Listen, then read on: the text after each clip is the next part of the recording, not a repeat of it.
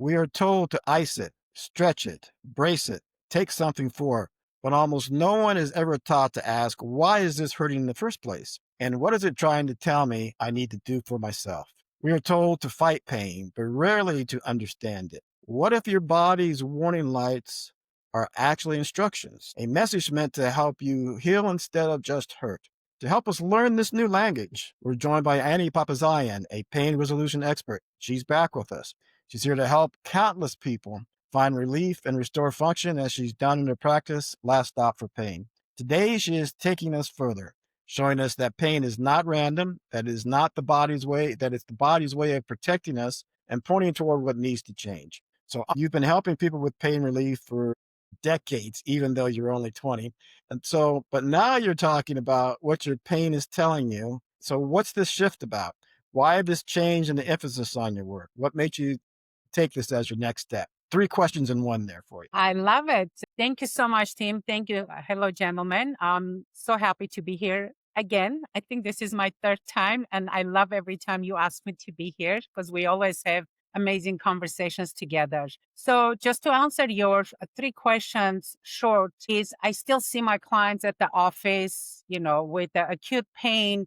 They sleep funny or do something, pick up something heavy. But why I'm currently focusing more on this, I don't want to say new approach, because throughout the years, in my 30 years, I've still been always addressing, working with the clients that have been living with chronic pain for decades, is asking questions like, what was going on in your life before, like when this pain started? What was happening around that time in your life? And I've always addressed clients, kind of ask this type of questions to find out what's the root cause of their issue is, their pain is, why it keeps coming back. And no medications don't help, or massage or chiropractic PT doesn't help. Is I'm paying a lot more attention, and I want to highlight how to teach clients that when you're in chronic pain, your body aches. It's a message from your body.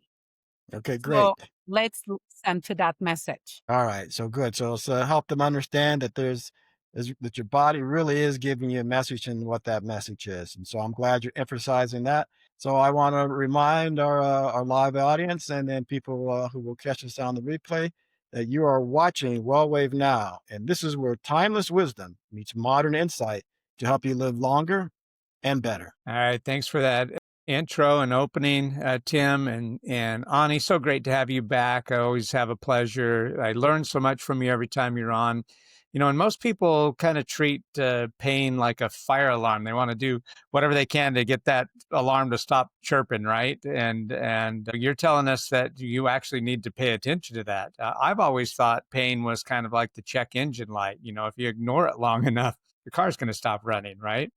So we can't just ignore that fire alarm going off any longer, and it can tell us a lot of stuff. It can tell us what room's on fire. It can tell us what we need to do to start repairing or recovering before we have permanent damage in that area.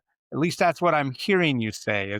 Is that pretty close to accurate? Exactly. And here's what most people miss is the pain is not only telling you where the fire is, but it's often telling you the different fires happening simultaneously. So, today our main approach is, what do you do when you have chronic pain? So when you've been living with chronic pain, is we have to look at 3 approaches: nervous system, your emotional and physical components. 3 things. So there is most practitioners, most doctors will have only one approach, and that may give you a temporary relief. But that's when your pain constantly either persists or goes away and temporarily and then keeps coming back, because you're not addressing all 3 simultaneously. So what were those 3 again?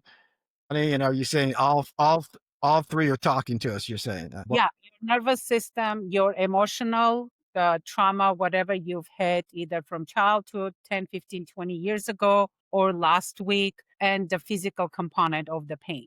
So when people first hear about the idea that their pain is talking to them, that sounds a little abstract, right? So walk us through that. What is the pain saying, and what's the action we need to take? So I ask, simple questions. When did this pain first start? What was happening in your life around when the pain started? And sometimes people may say, when I started taking care of my mom or when I got that promotion. Because we know that your body remembers whatever your mind may try to forget, but your body remembers. And that's why I absolutely love this book, The Body Keeps the Score. This is an amazing book that talks about how your body remembers any trauma. So then I may ask the client, what does this pain is preventing you from doing? Because sometimes the pain may give you the permission to relax, to kind of let go, let yourself rest. And every client is different. The questions I ask are very unique to the specific client. But what's so interesting is when you connect those dots, when it started, what was happening, what is it protecting you from? You realize that there is a pattern, and every client and their pain has its own pattern. So it's not like one pattern fits all, and you answer these questions like this, and this is the solution. No. So your body has been trying to get your attention all along.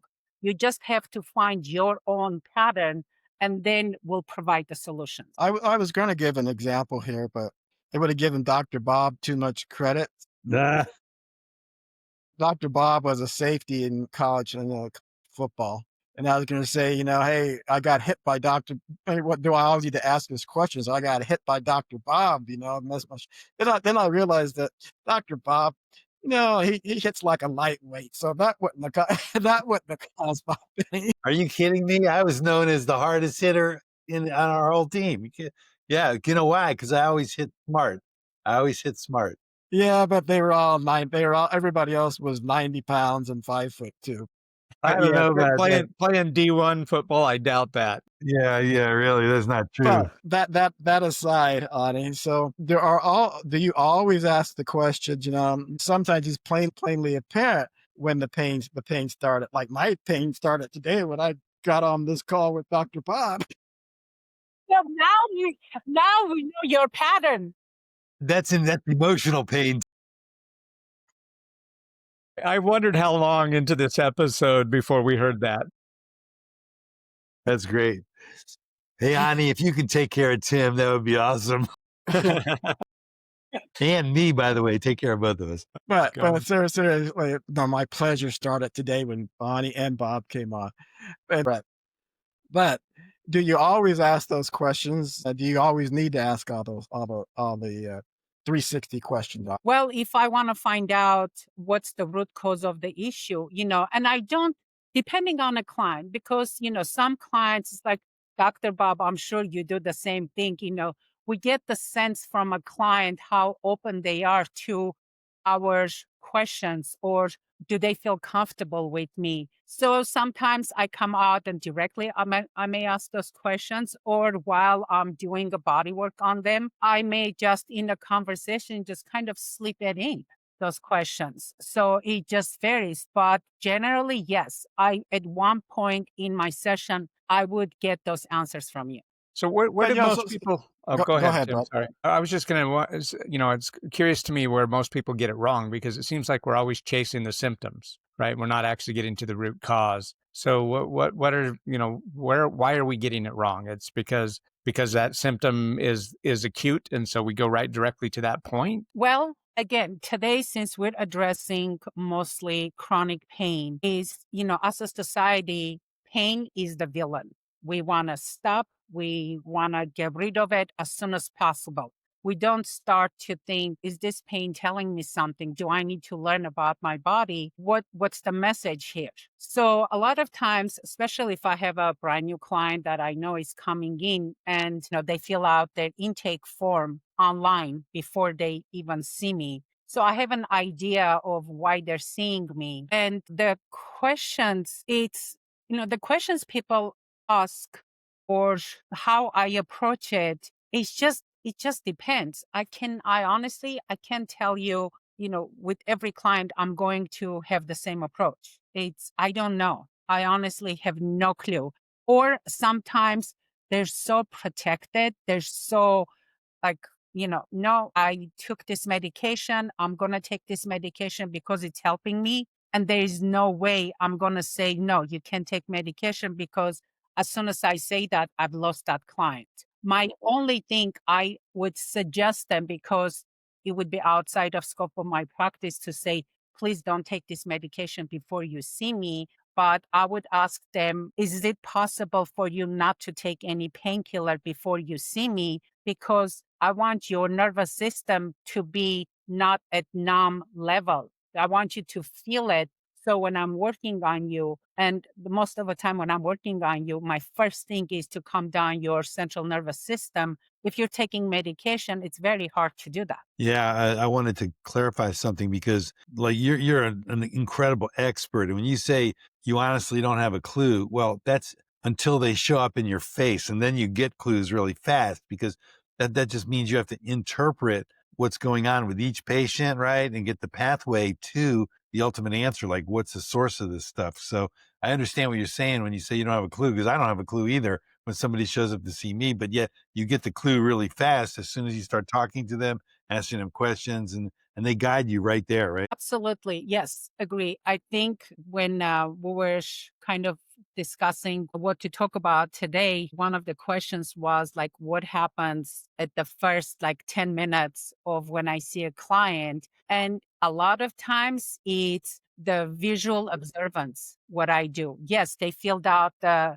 intake form, answered basic question, what type of pain it is. Does it come and go? Does it refer local, dull, sharp, tingling, numbness? What makes it feel better? What makes it feel worse? But then as I'm talking to a client and thanking them for, hey, thanks for filling out, or who referred you to me. But at the same time, I'm observing their posture. I'm observing how they talk.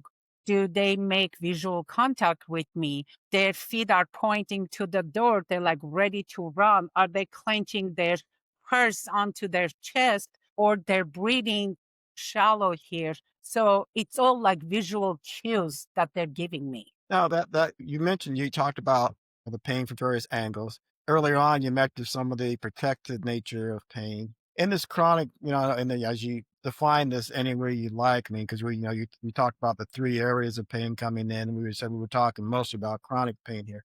But when people feel pain, is it protective, always protective, or is that a misleading or a bad comment? So, okay, not always. Well, in a chronic pain, most of the time, yes, it is a protective, because your body. So, first thing, your nervous system always wants to make sure that you are safe. That's its job. That's why, when we're in a situation, our heart rate goes up. We jump out of the whatever, if we're crossing the street or whatever, fight, flight, freeze, our sympathetic nervous system goes up. It's the protective thing, because that's all our nervous system is designed to do, keep us safe. But I can't say every pain is a protective pain. That's where the conversation comes in. That's where we have to ask questions and see where they're coming from. Again, I'm going to say, I don't know until I speak with you. Or sometimes, a Dr. Bob knows this really well too. It's like peeling an onion. I may think that this is where your pain, the root cause of your pain is, and then I release something, and then it's like a whole new world of issues open up that I had no clue. That's why I love working with people with chronic pain, with challenging issues, because it's so much fun to Yeah, work with. you gotta be a health detective, right? I love it. I learned so much from them. They're like my teachers. Every time, yeah. So let's take that note and try something right now for all of our listeners. So everybody that's watching or listening to the replay on your podcast, pick an area that hurts right now. So think of, is it your neck pain? Is it a knee pain? Is it back pain? So think of whatever is hurting on you right now, and let's do a, try this now segment, which I love. Want everybody to visualize, what is that pain that you're dealing with? I'm going to probably use someone on the panel here because, I'm sitting here talking to a national team and professional volleyball player in Ani, two D1 athletes, one football player, one D1 collegiate wrestler. I got cut from my junior college volleyball teams. So I'm going to use Tim's knee pain that he complains about from time to time. So finish this sentence for us, Ani. Instead of saying hurts, then say, my knee is telling me what? Finish that sentence.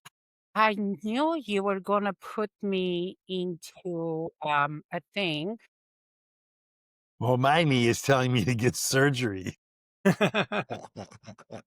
hurts so much sometimes. Anyway, go ahead. I'm sorry. No. So, okay, let's see. This is where I would just stop for a moment and ask the client to focus on their pain and ask a question. Actually, first focus on their pain. Take 3 deep breaths. Sometimes I would have a client put one hand on their chest, one hand on their belly, and give me about 3 belly breathing, where the belly goes out with the inhale, goes out first, and then the chest, and do that 3 times. I'm so glad you explained it that way because almost nobody can explain that as well as you just explained it. Thank you. The funny thing is, the other day, I spent about 10 minutes in my office teaching the client to do that breathing, and she just could not get it. And I was getting so frustrated. But okay, so after that 3 breaths, what that does, that allows your body to calm down your nervous system. Then I would ask the client, focus on the area of your pain and just think, when that pain gets triggered, is it something you do? Is it a conversation that you start with someone? Is it at work? And in the weekends, you never feel that pain, but you feel it when you're at work or when you're going to go to have a meeting with your boss. When you stop and think about that, that's when you recognize those patterns. So these are, again, with every client, it's just trying to teach them to work, with their body and not on their body. Because if you're coming to my office and thinking, I'm just going to go Ani and she's going to fix me, that's a temporary fix. But when you're invested in your own health, you're an active participant in your own health. I want to teach you techniques that it's a long term, yes, it's great for you to come and see me. And I highly encourage it because mama needs to travel and buy stuff. But at the same time, I want you to know these techniques. So whenever you feel like I feel like my hip is going to start hurting. Yeah, this is my pattern. Let me do nervous system regulation techniques. Let me do a few breathing techniques so it doesn't start. You're getting a lot of love on the live here, Ani. So that was that really resonated with a lot of our listeners. I think the best thing about what you said, well, there's a lot of great stuff in what you said, but the best thing is you're teaching people what they can do on their own. That's how it has to be. Otherwise, they're going to go see practitioner after practitioner after practitioner trying to find an answer when they're the only ones who can actually come up with the health maintenance for themselves, if you will. Exactly. Yes. So Ani, I said you helping people, and you're giving these actual steps that we like. Now, if I look back a little bit though, so let's say I've been living, Bob talked about his knees. Bob and I talk knees sometimes. I say people have been living with the same pain over time for years, and they normalize it. So how are you helping them then, and how are you helping them to interrupt this as you talked about and move forward? I love that question. Whenever we're talking about chronic pain, right? And chronic pain is defined as a persistent or recurring pain that has been lasted more than 3 months. And that's not what I came up with. If you look up chronic pain, that's a definition. So when someone had chronic pain for years, what happens is your brain structure changes. Your brain actually can create new pathways, new neural pathways, where unfortunately sometimes your nervous system starts firing pain signals even when there is no issue for pain. Like, yeah, it's amazing. That's why in a chronic pain, that's one of the reasons our medical system really does not know how to address chronic pain, because they approach chronic pain the same way they do acute pain. But in chronic pain, your brain structure, your nervous system structure is completely different. And one of the things I suggest my clients, first of all, I would suggest them, start talking to like a practitioner or something.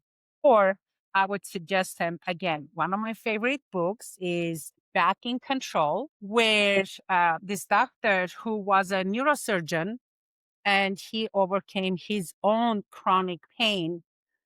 And one of the techniques he suggests is expressive writing. It's like 15 to 30 minutes in the morning or at night, you do a brain dump. You just write every emotion and then you tear it up.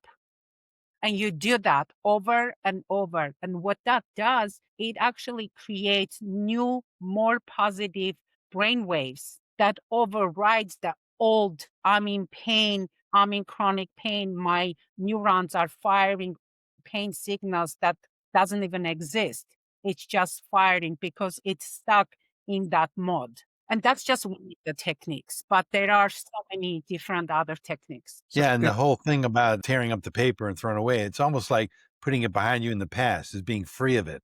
So it's over the time, it frees you up from the pattern, the emotional pattern that was locking the pain in place. Exactly. Yeah. So, Ani, Cool. is there any direct correlation to, to chronic pain originating from acute pain that was just never handled correctly? It definitely, absolutely. Yes. Because see what happens. Okay, let's talk about knee. You injured your knee. You did the regular either physical therapy, heat, ice, whatever exercises to strengthen, the pain goes away. But if you don't address the nervous system, you don't down-regulate that upregulated hypervigilant nervous system, that can stay there where it says knee pain, knee trauma, that can stay with you forever.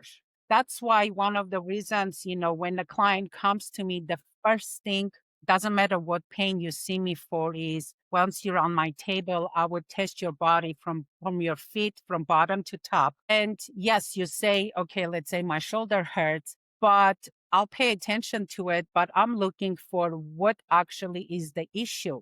And then would down-regulate your nervous system first, because once I calm down your nervous system, I guarantee 90% of the clients, the pain that they came in with, if it was 8, 9, it's down to 2 or 3. So let's stay on that path a little bit. I know there was some experience shaping that your comment on that, but I want to take it from that sort of hypothetical to a real example. So kind of take and say, when someone came to you with that pain in one area, said, "Oh, it was my shoulder, it was my head from talking to Dr. Bob so much," and you discovered the real issue was somewhere else. What did you really find it was, and how did addressing that change their outcome for them? So, great example. I had a client, she came to me for a lower back pain, and she did try physical therapy, medication, and nothing gave her permanent release. So, at first session, I barely even touched her lower back. But what I noticed that she was clenching her jaw, her breathing was very shallow. And when I asked her question about when was this, like what was going on in your life when this pain first started, she just broke down and started bawling her eyes out. Well, for about 3, 4 years, she's been caring for her mom who had dementia. So she hasn't had a really good night's sleep. She was even feeling resentful, even though she was taking care of her mother, you know? So her back pain wasn't really the back pain. It was almost like the message from her nervous system saying, you need to stop. You need to take care of yourself. So first, what I did, I actually suggested her to see a therapist. And then meanwhile, I started teaching her some breathing techniques, nervous system regulation techniques. And of course, we also started any body work. So within a few weeks, her pain just decreased by 70-80%. And I didn't fix her back. It just, we addressed all those three that I mentioned, the nervous system, the emotional. I didn't address the emotional mostly. Her therapist did, and the physical. And that would help her to overcome that and also put those dots together and say, oh my God, that's why I have this back pain. It's not my back, really. So, Ani, where does inflammation fit in to the conversation? Is it just a response or is it part of the root cause? No, inflammation is a response. Your nervous system and emotions directly trigger inflammatory, like sometimes we call it, Dr. Bob, help me. It's oh my God, where inflammatory cytokines, there's an expression for it when they all just Cytokine storm. thank you. See? Yeah. I was See, channeling Dr. Bob. that's Thank it. you, Tim. Yeah, ooh. Yes, when your body just creates the stress, creates that inflammation because your body starts releasing those inflammatory cytokines. And, it could be the anger, the grief, they all can create inflammation. I have a question that's unrelated to anything we've talked about, but I'm just really curious because you have so much experience with chronic pain. Tell me what you think about phantom pain. That's where somebody, let's say, loses a limb, part of their limb, a leg, an arm, and they feel if they lost their arm, they would feel pain in their fingers or they'd feel it in their toes or ankles. What do you think about that? I'm not an expert in that, but from what my understanding is, as we were talking about that, when you had the pain, your brain creates those neural pathways. And based on those neural pathways, maybe your body does not know that part of that body is missing. A great example, when I was living in Armenia, where I grew up, 1988, we had a massive earthquake and tens and thousands of people died from it. And I was in college at the time in a capital city, and our college assigned us, because we're studying my bachelor's is in kinesiology, they assigned a specific hospital for us and gave us room to take care of the patients because there was such a shortage. So I was in the one room. There was a little boy from my city they had to amputate one of his legs from knee down. But he would always tell me, sorry, oh, talk about trauma. He would always tell me, Ani, my leg hurts. My leg hurts. Like, can you scratch it? And he was like 10-year-old little boy, Yeah, wow. you Wow. know? So it's So I've always imagined for phantom pain is that if let's say the leg is gone, you've got to work the pathway above and see what you can unlock. Because if you get nerve entrapment or something, maybe you can just say more about that. And well, what's so interesting, in a medical massage that I studied, we usually work the opposite leg, the Yeah. area of the opposite leg, because that would feed that part that doesn't exist.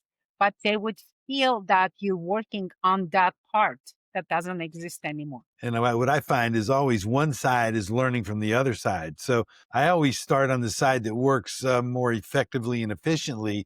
And then because I'm telling the person, hey, this is how the other side is going to work once we go over there. Then we go over there and Exactly what I studied in medical massage. That's what we do. We always work on the healthy side first, and then we move to the side that actually hurts. yeah, exactly. So Ani, in the massage work, I'm sure you come across tightness. And so that tightness there, is that the nervous, what is that saying? Because that tightness can be a pain as well. Is that the nervous system trying to protect an area, unstable area? What's the underlying message of tightness?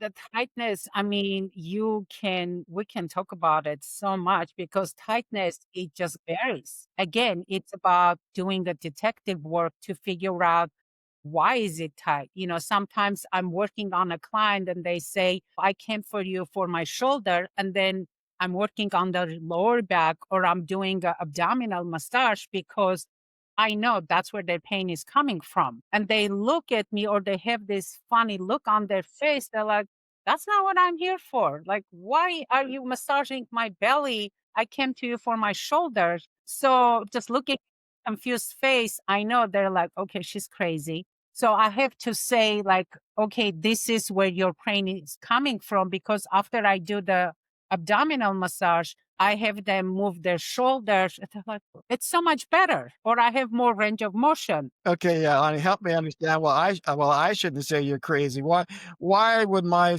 shoulder pain be coming from my stomach? I gotta talk. I gotta Well, say something.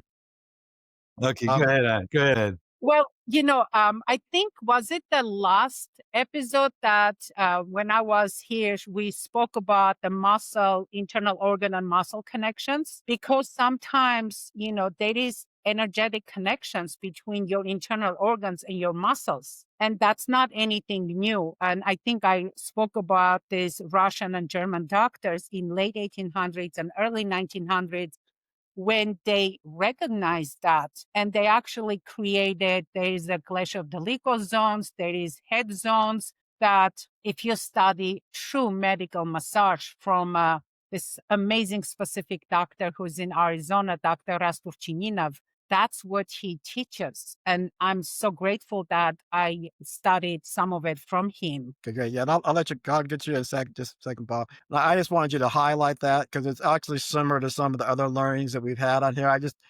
We've just come to know and love you, so we know you're not crazy, but we want you to articulate that because it's similar to like we had Heather, the hygienist, on a week or so ago. And she said, you got one tooth in your mouth and it goes starts in here and it goes all the way out. It's similar to, acupuncturist that we had on, talked about meridians in the body now being connected. I just wanted to tie that together for you.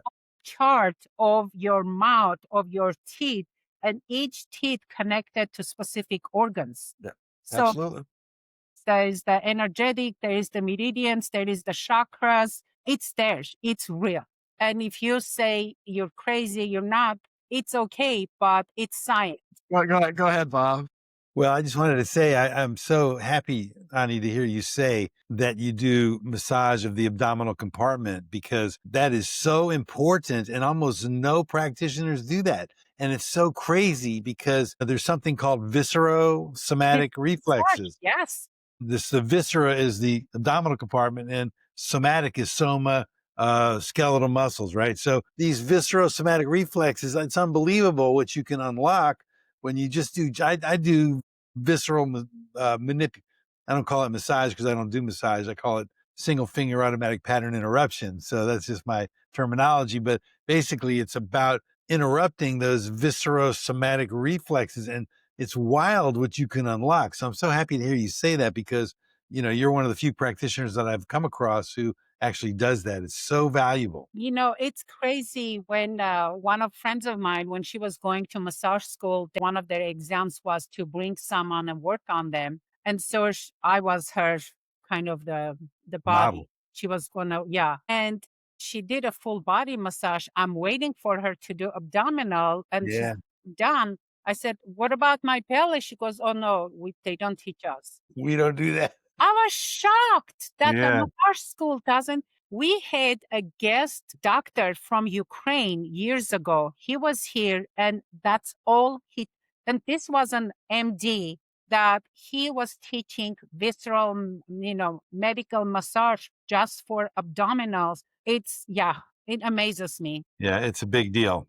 It's a big deal. So, Ani, let's use the knee pain example again because we've talked about Dr. Bob and Tim's knee problems. So, luckily they're smart enough that they haven't done this, but some of our listeners have probably been just numbing that knee pain with, over-the-counter pills, which is now killing their liver, right? And it's not actually getting to the root cause. And so you've talked about that pain can be that prediction, or that, there's something that is a breakdown there, right?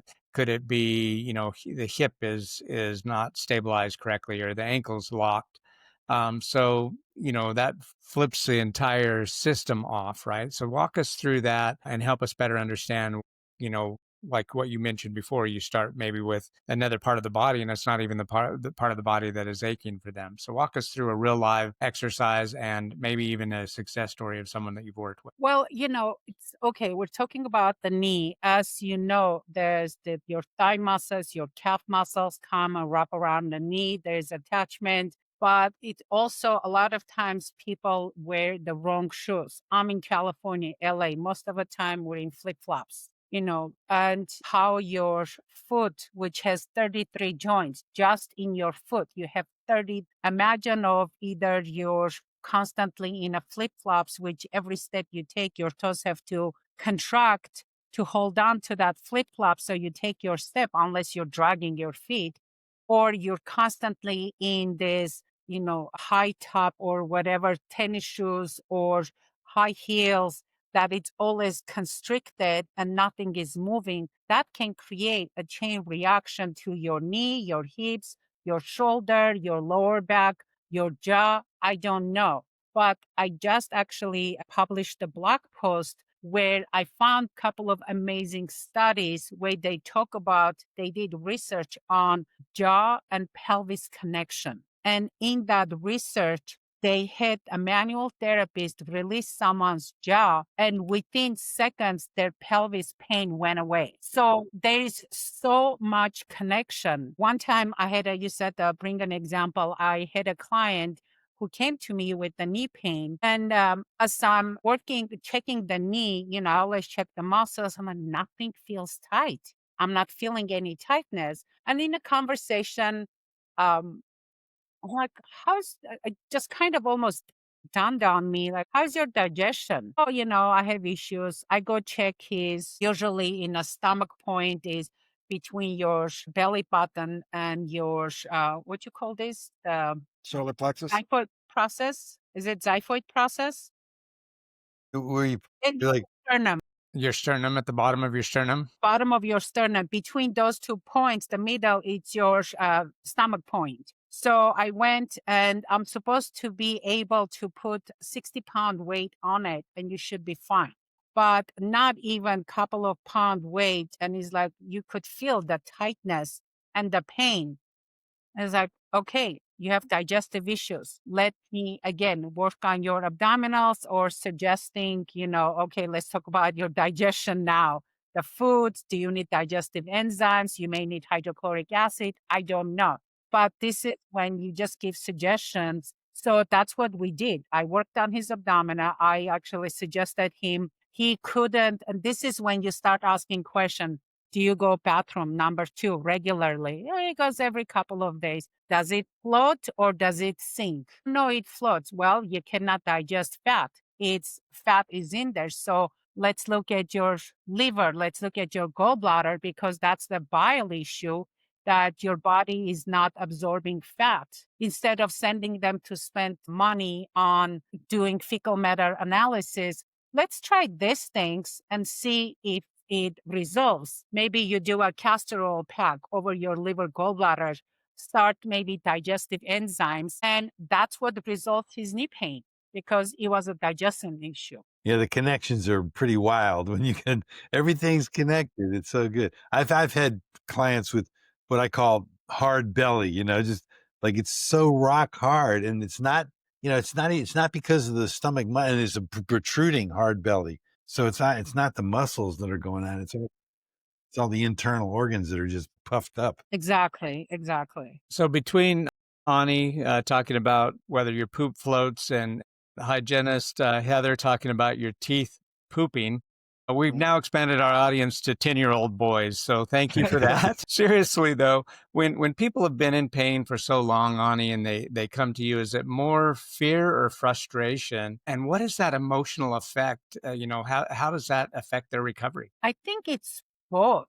It's both. It's fear and frustration, because if you're thinking, both drives your nervous system, both drives your pain patterns. It just depends. And that's why, talking to a client, asking the right questions. I don't know when it's going to be published, but I finally finished my book where I teach the clients to ask correct questions for their doctors so they don't get dismissed. Because when Nice. you go to a doctor and say, it hurts here, they may give you a suggestion. But when you say, it hurts here when I do this, this, this, then they have a bit more of a information to either suggest the proper testing, or when you say, could you please order proper testing so we can figure out, they dismiss you, said, could you please put that in my chart that it shows that I asked you and you dismissed it. Well, no doctor wants that. They are going to write it down. So it's It's also resignation too. Like I run into so many chronic pain people that they're resigned to, they've got it, that's it. They don't see any way out, and that's challenging to help them figure out that there in fact is a way out. Well, that's one of the reasons where I talk about, the language that you use. I'm sure that you've had people come and say, I'm a mess, or I'm broken toy, or my body is betraying me. Just teaching them how to reframe that you are not broken, it's the pain at this moment is just it's a protection for you. That shift, it changes how not only they see their pain, but that reframing also makes this massive change in their nervous system. Yeah, and it's a simple adjustment of language can make a huge difference, as you say, Ani. Yeah, just about reframing. And sometimes I stop the clients like half sentence when they're like, oh my God, I'm a mess. I'm like, no, this is just something you're going through now, temporary. Yep. Well, Ani, Nice. congratulations on finishing your book, and please let us know when that comes out so that we can talk about it. We'd love to have you back. In our next segment, we're going to learn how to work with your pain instead of fighting against it. But first, a word from our sponsor. There's a lot of interest around the GLPs, and weight loss. And if you're tired of painful injections and expensive prescriptions, but you still want to lose some weight, how about a natural approach without all the hassle? Introducing Brain IQ Fast Melts, the revolutionary way to shed pounds easily. Less than 1/4 the cost of traditional GLP-1 prescriptions. Lose up to 28 pounds in just 10 weeks, all naturally without any side effects.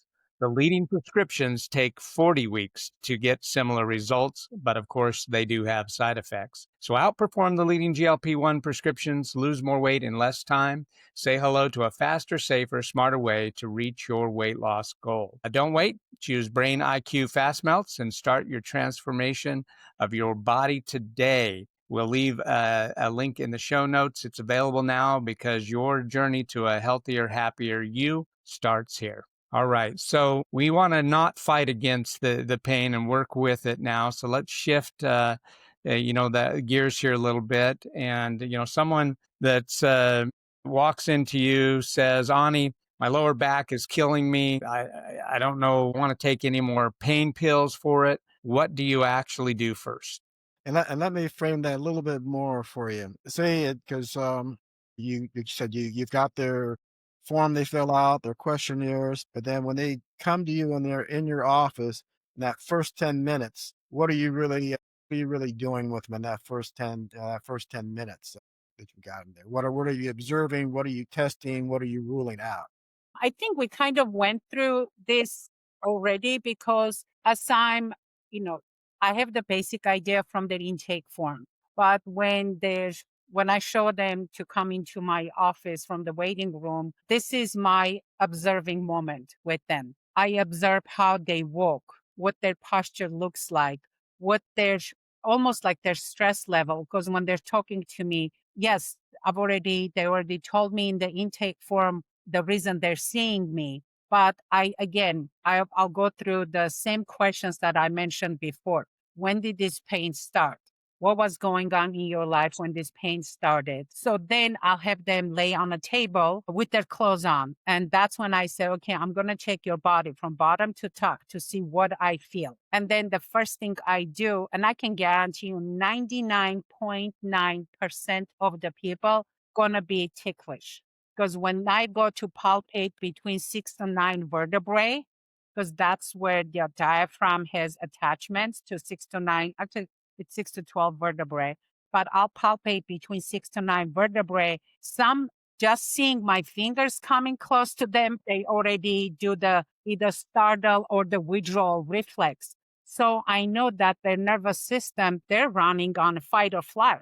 So the first thing I do is calm it down.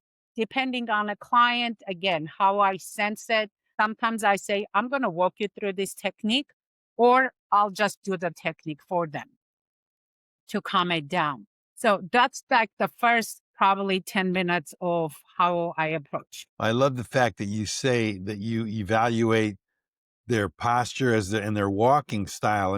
That there's so much information you can gain from that. Forward head posture. You can even see scoliosis. You can detect little limps, all kinds of things. So I love the fact you're so, I'm going to use the word holistically oriented. You're looking at everything, which is really great. Dr. Bob is really big on the multimodal approach. So I want to hear some of the additional tools that you use besides just movement or even a massage therapy. What are some of the tools? Nutrition. What all is in your tool bag? Language. You already talked about language. That's a big one. Go ahead. I'm sorry. Yeah, no, absolutely. The language, it's in my 30 years. If you're ever familiar with, there is a test called, oh my God, I forget what's the name of the test that I took. It's Gallup. If you're familiar with the Gallup test, my first strength, it's a strength test. My first strength is a learner. So I am big on learning.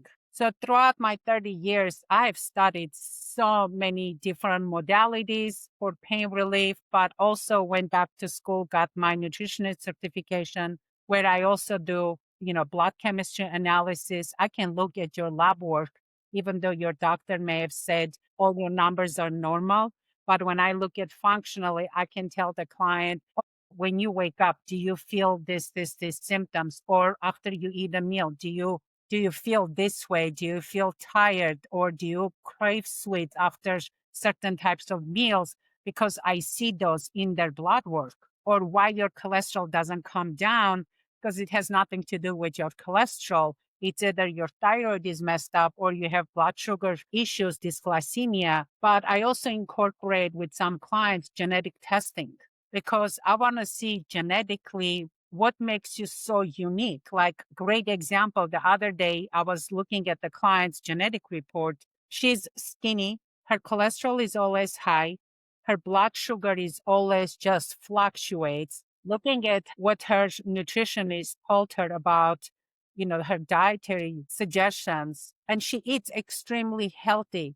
But looking at her genetics, she had a couple of genetic variants that made it so when she wakes up, her melatonin is really high.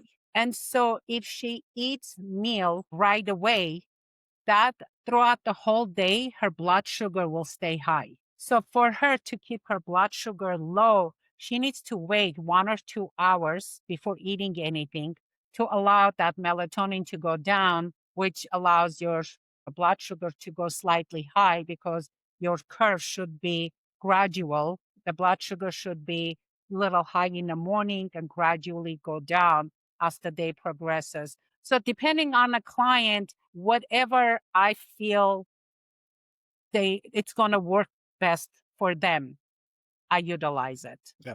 So you've got many tools in the toolkit. Yes. Like that genetic testing and other things can be done remotely. I know we'd all love to live next to Ani and be able to knock on your door and come in, but a lot of us don't. How do you feel you can be helpful to people remotely, Ani, and given all the tools you've got? Before I say that, I want to say that I love to travel. You can always fly me out to your location, especially if you're international. I won't say no. I can pack very fast.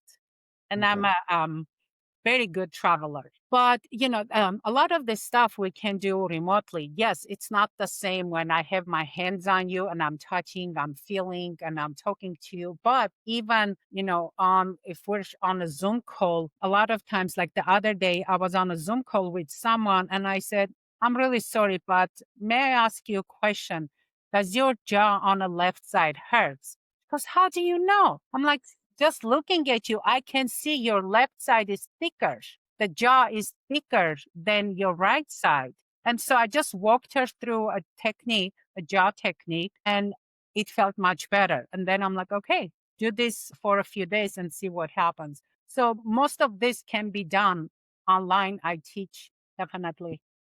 How's the success defined? Is it that I've gotten some relief or reduction? Is it that I've gotten to the root cause and it's gone? How do you how are you defining success with your people? I actually love this question because it gets the difference between pain management and pain resolution. So the six may look something like someone like catches the tightness starting and does their nervous system regulation and the pain just dissolves. Or someone recognizes that my hip pain always flares up when I'm anxious about work. And so they understand their pain pattern. Or someone may have a life change, like leaving a toxic job or prioritizing rest over working 24/7. So the goal is to teach people to listen to their body language. And that's when the pain becomes your ally.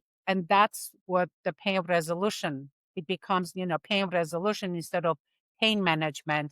And to me, that's a success. When you can easily recognize your pain patterns, that's a success. You kind of took my next question. I'm hearing you say that you're not just managing the pain, you're going after pain resolution. So we love all your tools, we love your technique and everything about you and your approach, Ani. So what's the one key thing you think really separates you or differentiates you from other therapists? Well, again, it's my approach that I approach each client as an individual. I don't have every time a client comes in, I'm going to do this, this, this. No, I honestly have no clue what I'm going to do until I see you.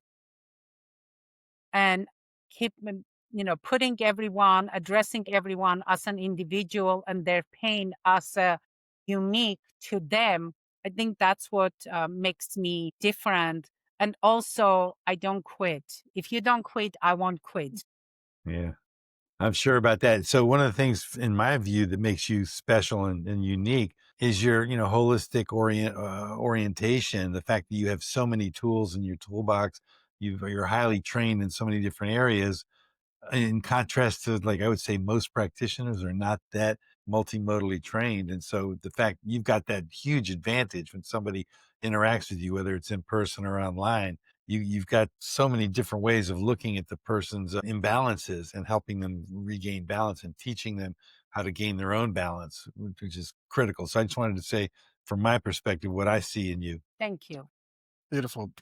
Good praise, Bob, and high praise coming from Dr. Bob there. Now, Dr. Bob talked about balance and getting them back in balance. What's one thing? You talk a little about getting people to stop and breathe and listen. Maybe that's the one thing. What's the one thing you would have people do right now to help them understand what their pain is telling them if there is an imbalance in the body, or it's just something simple that came up here and will resolve itself? Well, the first thing is, there are certain things you can do on your own, and there are things that you do need to see a practitioner. So there are some of things that you can do on your own is stop asking, how do I fix this pain? And start asking, what is this pain trying to tell me? That's the first thing. Like, pay attention to when your pain is worse. Notice like what emotions come up around your pain, like which movement or may trigger or situations that may trigger the pain. Great example, actually, one time I was working on a client, this was years ago. I'm working around her shoulder area because that's where most of her pain was. And she got a phone call and she looked at her phone and she said, oh, it's my daughter. I'll call her back. I swear within seconds, her shoulder got so tight. And I was like, does that has to do, like, how's your relationship with your daughter? She goes, oh my God, it's the worst. We just don't get along. She's my daughter. I love her, but we do not get along. So catching those little things. And then when I brought it to her attention, she was like, oh my God, that makes so much sense. So catching those little things that can add up and give you the message. And then you're bringing to their awareness the connection, what's happening to them. And so then they can actually work with it, because before you bring that up, they don't know what to do. It's just happening and it's causing pain or whatever. And when you bring it up to them, it brings it into their awareness, and then they have a chance to work with it. So that's another beautiful thing. And you can do that whether you're online with somebody or you're in person. Exactly. And that's when your responses become more strategic than reactive. Then instead of you reacting to, oh my God, I'm in pain, how do I fix it? Is no, this is more strategic. I'm going to answer to this question and figure out what is the trigger. Then there are ways to calm it down. Interrupt the triggers. I have to ask you one more quickie question. I know we're going to wrap up pretty soon, but so I always refer people to being in the water, because, as a form of therapy and changing and bringing balance back to them, and even practicing proper walking in the water. They weigh so much less. What do you think of water in general? I love it. One time years ago, I took a seminar, Aqua Stretch. It was this older practitioner in Las Vegas at the Las Vegas University. He was using, and they have the most amazing aquatic center, like 3 different pools, Olympic sized pool, a big jacuzzi that was like 90 degrees. And there's like 50 people you can fit in there. And then another pool. So I actually went and took a seminar with him, and we were doing, and most of his clients were Cirque du Soleil people, performers. And so because in the water, you're weightless. So techniques we do. And for a while, when I used to do house calls, I would ask the clients that had big jacuzzi or the pool, like, heat up your pool between 85 and 90 degrees, and I'm going to do a treatment inside the pool for you. Oh, it's Nice. fantastic. It's called Aqua Nice. Stretch. I don't even know if he's still around. It was so many years ago. Great Kind stuff. of the hot yoga approach in the water, though, right? My parents were big fans of doing exercises in the pool, but they always had it heated up to like 90 degrees when they were doing their exercises. So, yeah. Well, so much great information. And for our listeners today that are struggling with something, right?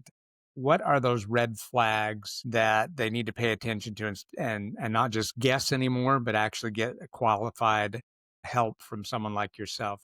Well, there's usually, if the pain, there's 2 different questions actually you're asking me. If they can do it on their own, or they need to get a professional help from, like, go to see a doctor, because those are 2 different things. Yes. Yeah, but Ani, it ties into what you said earlier. Like, you led into it before we took it down the path. You kind of said there are some things they can do on their own, but there's sometimes they need to go see a practitioner. And so you can qualify whether it's see someone like you or see a doctor. But what are those red flags that says, boy, don't do this on your own? Yeah. You got to No more guessing. I need qualified help. Yeah. Well, and then qualified help, again, that also goes in layers. Like, a client of mine called me last Saturday, and initially she told me that she got tested, and they found some polyps on her gallbladder. And then she calls me, she goes, I'm sitting at the ER. I'm in so much pain. What can I do? I'm like, well, definitely have them tested. You're calling me. There is no way I'm going to give you suggestions, because that opens me up to a whole sorts of issues. But one of the things I suggested her is, maybe you can try olive oil and lemon water. And the funny thing is, that's what got rid of her pain. But, those would be something like when your pain progressively gets worse, like you try the nervous system regulation, you try, breathing techniques, but your pain persists or even gets worse. Or then you start like the tingling and numbness in some area, you have fever. Those are the things like, okay, yeah, you need to see a professional. Hopefully that answers the question. Or if you've been managing it for a while and it just is usually I tell the client, and this is when I know I'm not the right person for them is if we've been working maybe 2-3 sessions and your pain is still at the same level, like zero change, I'm not the right person for you. You need to see someone else. Thanks for saying that. That's so important because most practitioners will just keep knocking their head against the wall. And every now and then, I bet with you, it's very few and far between that you find someone who you can't help, and it's rare. However, it's great that you notice that and you're willing to refer the person to some other modality or practitioner. So congratulations for that. But yeah, and we all have like several like doctors or practitioners that their approach is very different. And so if I feel the client is going to benefit more from that approach, it's not about once they go to them, they're never going to come to me. No, it's about how we can help the client best, Yeah, what's going to give them the best results. And if the client likes them more and doesn't come back, it's okay. There's millions of people out there. absolutely. Fantastic. Right. Let's give somebody something actionable to do today. Maybe somebody's affected in some way, some pain that's constant that maybe keeps them up at night. They can't even go to sleep or affects their mood. Do you have any tricks for them, Ani? Something they can try tonight that would allow them to get some relief and sleep? Yeah, I would say, there's like a one thing to do tonight. Like before you go to sleep, I want you to lay on your bed, on your back, bend knees, feet flat on your bed. Place one hand on your chest, one hand on your belly. And as I mentioned, do your inhale count of 4, exhale count of 6. If you're adventurous, inhale count of 4, hold for count of 6, exhale count of 8. And do that about 10 times. This tells your nervous system that it's safe to rest. They'll be asleep before they get to the 10th time. So this is just calms your nervous system. Now, if it's okay with you and your audience will be interested, I have a 7-day mind-body reset protocol, like a PDF. I'll be happy to send that to you, Tim or Breck, and you Yeah. can post that to your people, which I give 5 things each day that they can do for nervous system, for movement. Yeah, it's really simple, cool thing. So I'll be happy. Nice. If you send that to us, we'll Yeah, make sure as we can soon as give we it get off, we'll give on to the I'll we'll email. get on to the YouTube replay, but then let our audience know you've also become one of our guides on our wellness circle uh, group on Facebook where people go to get actionable help. And so you can post that for yourself up there starting next week, Ani, as part of that. I know. Actually, maybe I'll do that since I'll be out of town. So that would be easy. I already have it. I can just post it because my schedule while I'm on the road is between rehearsals and late nights. It's going to be tough. So that's what I'll do. But I'll still Excellent. send it to you too, but I also will post it there. Yes. No, Nice. excellent. And I appreciate you both doing my job for me. I was just going to mention that everybody needs to get involved in the Facebook group because it's a wonderful, wonderful resource. And thank you, Ani, for leading one of our circles, our wellness circles on that group, and look forward to your continued participation there and insights. So you always have so much wonderful knowledge to share with us. Thank you so much for being here again with us today, Ani. It's always a pleasure to be with you. So appreciate you being here. And today we kind of reframed pain as a form of communication. It's not a punishment. It's not a weakness. It's a guide. It's a way that your body is protecting you and pointing out where you need to pay some attention. And so thanks for sharing that with us. And if this conversation has opened your eyes, please share it with somebody that will help. We know that you have someone in your life that is dealing with pain, and please share this episode with them to help them better deal with that. And also, please subscribe to the Wellness Wave Club YouTube channel and join that community there. There's so many great helps and tips, and it's the first step towards understanding and taking care of your pain and what it's really saying. So always remember to our audience that wellness, it's in you.